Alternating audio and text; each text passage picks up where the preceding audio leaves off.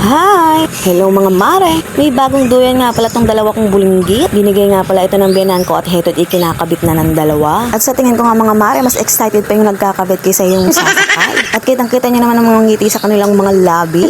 Hindi nga nila maisakay-sakay itong anak kong maliit. Dahil nga natatakot, ayaw niya nga mag-isang magduyan. Kahit anong pilit nga ng dalawa ay ayaw pa rin. Kaya ang ending, itong panganay ko ang nakasakay. At ngiting tagumpay nga naman itong panganay ko. Ito nga't nagpapaugoy pa nga sa akin. Maya-maya nga mga mare, pumayag na rin tong bunso ko na sumakay dito sa duyan. Yun nga lang ay kapit na kapit dito sa kanyang kuya at baka nga siya mahulog. At todo bangalan ako sa kung ano mang mangyayari. Fast forward na nga natin mga mare matapos nga magduyan tong dalawa kong maliit. Ito na nga nire-ready ko na nga yung ulamin namin sa tanghalian. Siyempre, nandito na naman tayo sa favorite spot kong tambayan. Ito nga ang new makeover lababo ko. Lalagyan ko na nga ng breadings tong marinated chicken neck. Binili ko na nga lang to sa Osage. Isang pack at spicy na nga rin ang flavor niya. Hindi mo na nga siya titimplahan kung di ipiprito mo na lang. Pero ito nga ginawa ko, nilagyan ko muna ng breading mix bago iluto. Para nga mas makrunchy pa pag kinain na. Siguro mga 10 piraso nga yung nasa isang pack na ito. 59 pesos nga lang to at napakamura at pwede nang iula. At pwede ring merienda. Anyway mga mare, naghanda nga rin pala akong isang corned beef dito. Igigisa ko nga lang pala ito at lalagyan ng itlog. Paborito kasi ito ng mga dalawang anak ko. At marami-rami nga rin silang nakakain pag ito ang niluluto ko. Buti na nga lang mga mare, hindi nga masiselan sa ulam tong mga junakis ko. At kahit na anong iluto ko at ihain ko dito sa lamesa namin ay kinakain nila. Hain man ako ng chicharon o bagoong o alamang ay kinakain din nila. Yun nga lang ang kain naman dito sa dalawa kong anak, kahit na makukulitek, hindi nga sila namimili sa pagkain. Lalong-lalo na nga tong panganay ko, kahit tuyo nga ay kinakain. At sarap na sarap pa nga siya pag tuyo ang ulam. Sinasanay ko nga tong dalawa kong anak na huwag mamili ng pagkain. Na kung ano ang nakahain sa lamesa ay pasalamatan sa araw-araw. Dahil yun ay pang nagkaloob at blessings sa atin. Hindi naman kasi kami mayaman para sa magabong ulam. Ganitong mga ulam nga lang ay okay na sa amin. Basta nakakain kami 3 beses sa isang araw. At pag wala nga kaming pera ay tiis-tiis muna sa tuyo at sitsaron. Anyway mga mare, matatapos na nga pala itong video ko at kung hindi pa nga kayo naka-follow ay follow na po kayo. Bye-bye!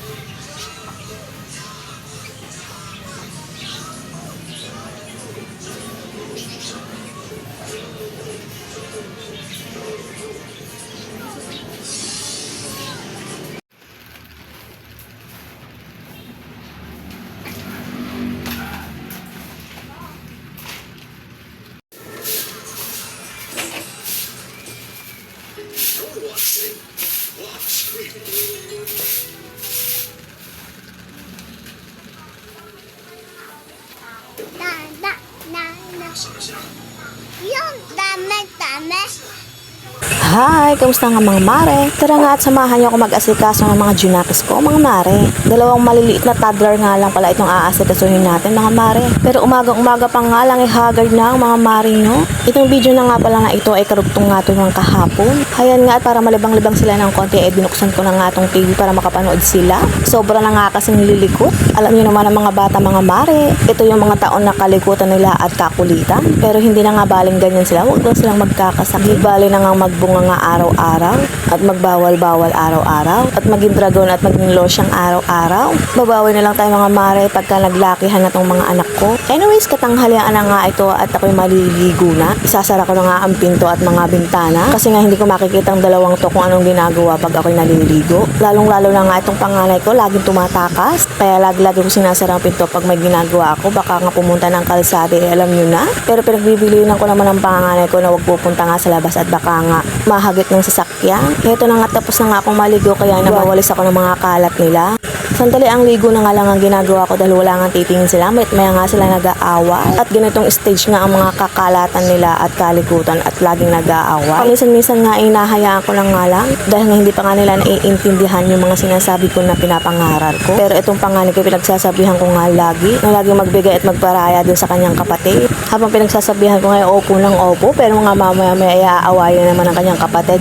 Ay nako. Anyways nga mga mare, makalabas nga dito tayo sa bahay namin. Dito nga sa labas may puno ng duhat. At ngayong buwan nga na ito ang pagbubunga nila.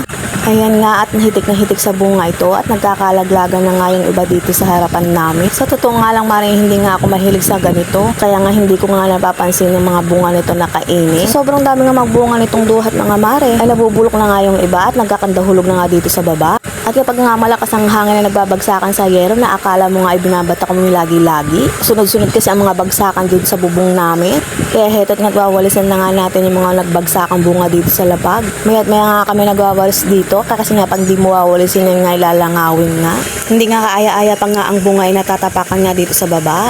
At anyway mga mare, ito nga pala yung update sa tinanim kong sitaw. Ito na nga at naglalakihan na nga. Meron na nga akong ipapakita kay tatay na itong binigay niyang sitaw ay napatubo ko nga. Pero nga itong kabilang side nga ay hindi nga naglalakihan. Kaya nga kinakausap ko na yung mga kapatid niya and malaki na siya ay andun pa rin. Heto na nga't gumagapang na nga yung mga kapatid niya, siya ay nandun pa rin at walang kalaki-laki. Matatapos na mga mare ang video ko, kung di pa nga kayo nakapollow na kayo. Bye-bye!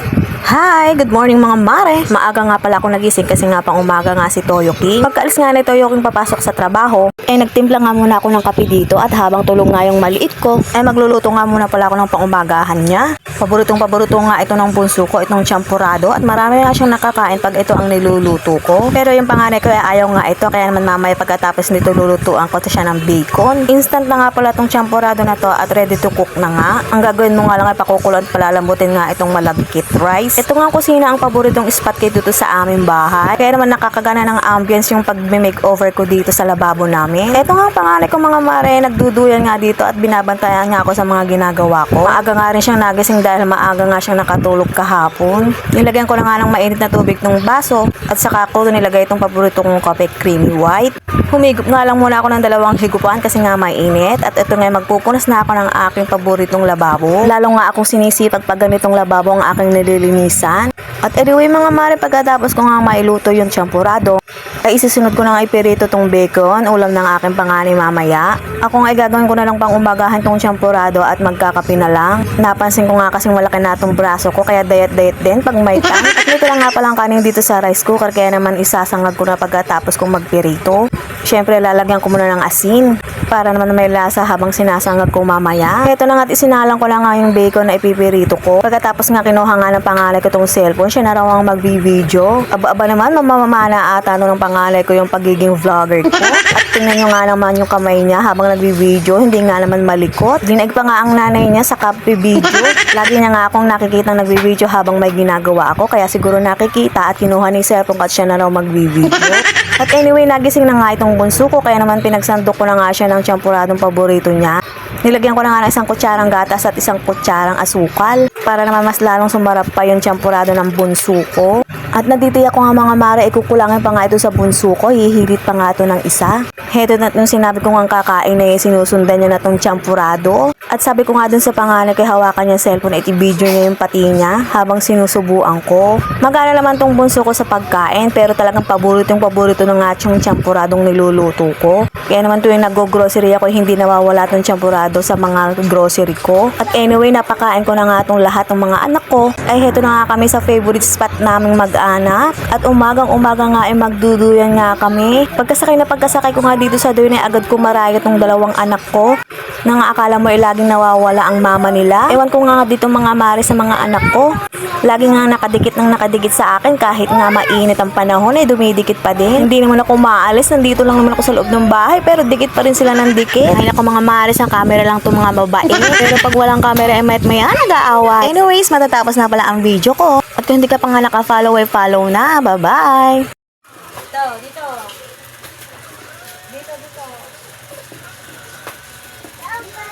Dadong, ano ka dito? Dito, Dadong! Dito, Dadong! Dadong! Dito! Akanda, dito.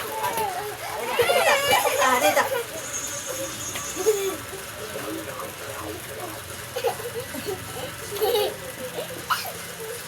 Ba't adan? Ba't adan? Dalawang itlog, adan! Dalawang itlog na bugok! Dalawang itlog na bugok! Sige, akyat doon, akyat!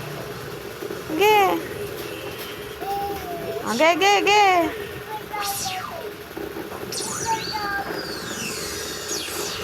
Ge! Ge, akyat ka dyan! Alas ka dyan, Aaron Joy! Oh, Spider-Man! Spider-Man! Oh, may sapot! Para si Spider-Man! Ya!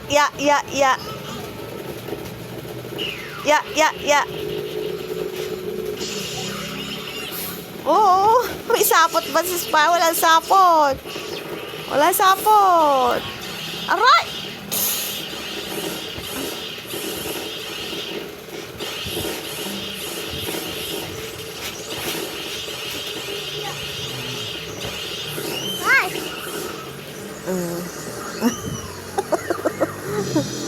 Oh, ba, isang kamay. Push up, isang kamay.